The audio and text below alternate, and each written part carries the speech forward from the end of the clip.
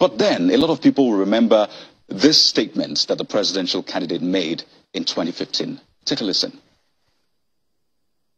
We will give you student loan. Our program, 4 years will be 4 years.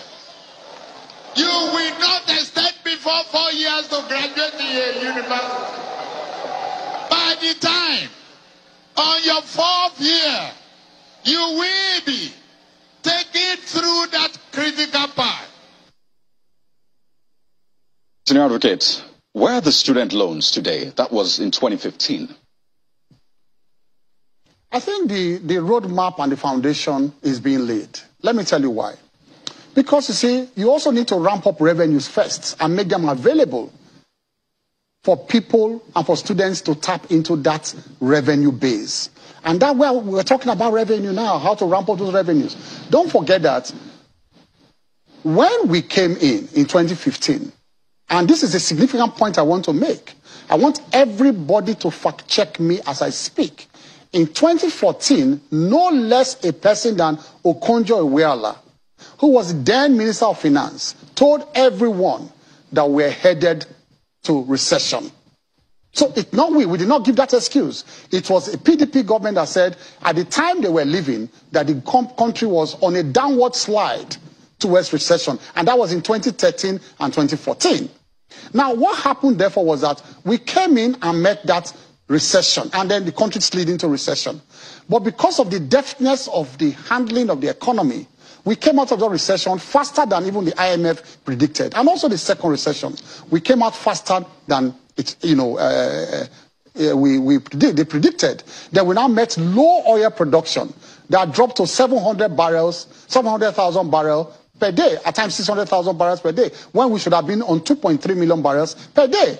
We met those problems on the ground. So there was a problem of revenue, but the dream remained alive. The dream to fulfill these promises are still alive today as we begin to ramp up our revenues and rescue the economy from where PDP left the economy. And that is where we are now. So you can see that a couple of issues.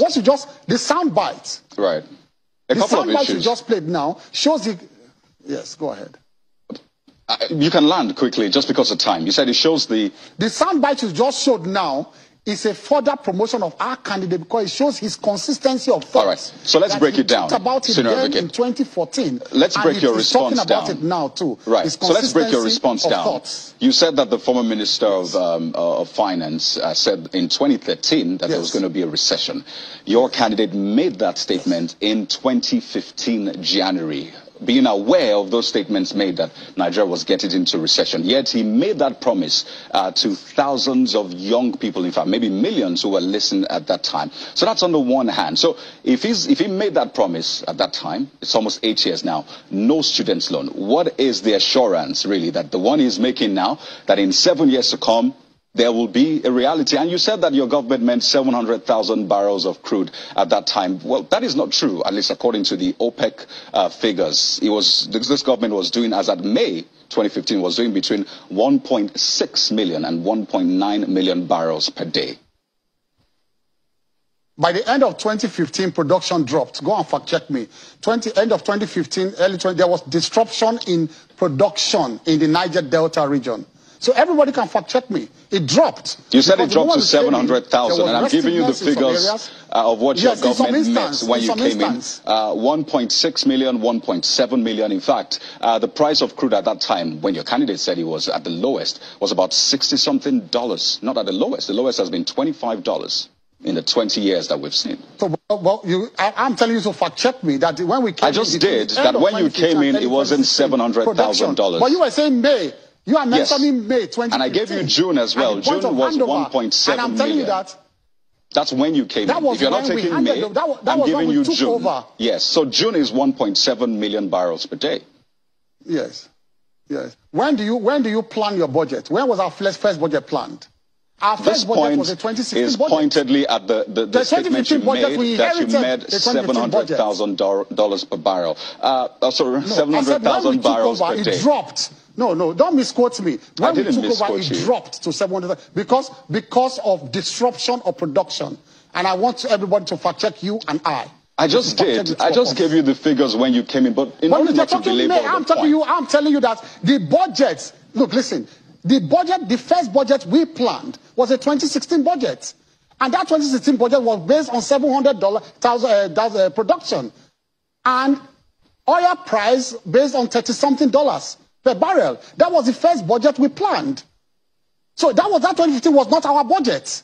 Okay, so you're essentially shifting it from when you came into government to when you planned the budget, because your statement was we met 700,000 Well, I'm not shifting. You are the one shifting it, because no, those were your words actually. No, earlier you are the one shifting it. You are the one shifting it. You are the one shifting it because essentially our budget when we came in is when we planned our budget. Our budget was based on 700,000 barrels per day, and production and oil prices had dropped to about $30-something per barrel. Go and check.